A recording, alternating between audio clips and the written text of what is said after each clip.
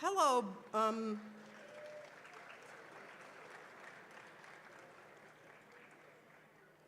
So earlier I was talking about there are several people here, actually more than I thought, who have been here for 25 years. I want you to seek out someone named Sonia Evans. She's my daughter. She's keeping a list of the people who have been here 25 years because we have something special for you. And we were talking about family. No, oh. We were talking about family, and there were several people that I wanted to mention. We talked about the family of the film festival family, and there's another person who's been here for 25 years, and I frequently run into him when we're both going through the airport in San Diego, and that's Dr. Eric Pearson. Eric, are you here?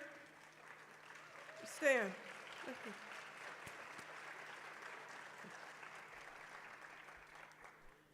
Thank you. And he is going to be, I think, actually on stage with us after this film, and also with another film, Omoyari, the Kishi sung film by Kishi Bashi. Then there is also family by just families that I admire, families who do things together, stay together, and I have a very good friend here with his family, with his son, Adam, who's going to be coming up on stage with us.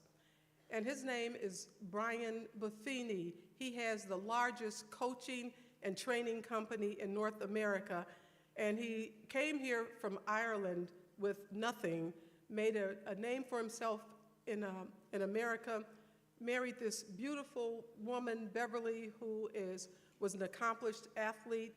He has a daughter who is the first and only African-American equestrian champion, and she just was shortlisted for the Paris Olympics. Brian Buffini, will you please stand? And your son, Adam.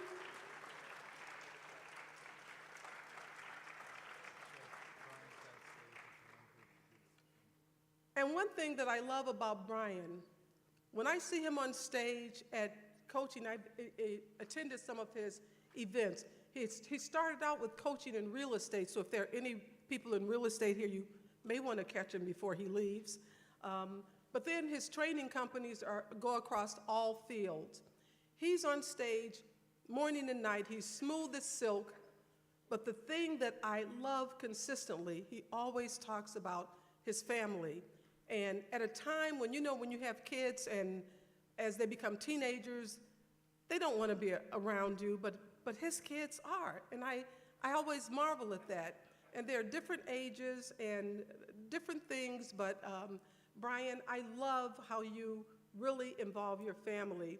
And Roger would have loved that too, because Roger was also, I think maybe both his family I think you were from County Cork, I'm not sure, but that's neither here nor there. The thing is family. And then we have blood family. And I am so proud to introduce my family to you, my daughter, Sonia Evans,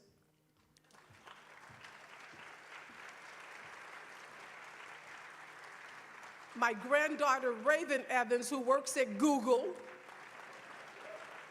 and my grandson, Mark Taylor Evans, who is the entrepreneur.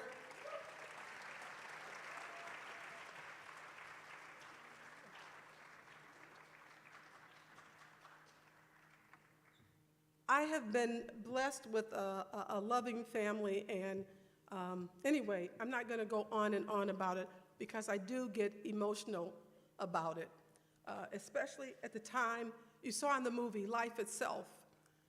On Christmas Day, when the grandkids were at the hospital with Roger, and they loved their grandpa Roger so much, and so they started coming to this film festival, and it feels like they have a connection not only with film and with the world but with him, and they love coming to this film festival, and they say that it's so warm and so welcoming, and they know why their grandfather loved it so much.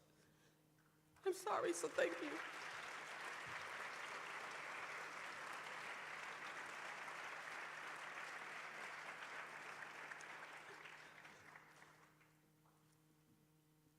So those of you who've been coming for 25 years, look for Sonia, give her your name. I have some special things for you. So to introduce the next film, which is one of my favorite films, Eternal Sunshine of the Spotless Mind, we are going to have Brian Tellerico, and I want you to go, if you get a chance to go to my website, rogerebert.com, Matt Zollerseis, who was going to be here this week, but he couldn't because of some family reasons.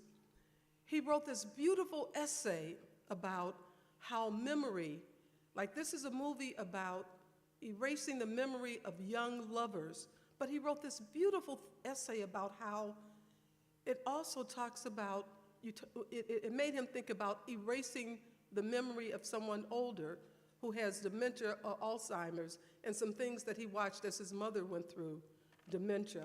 Anyway, it's an essay I want you to read, but help me welcome Brian Tellerico to the stage, the editor of RogerEbert.com.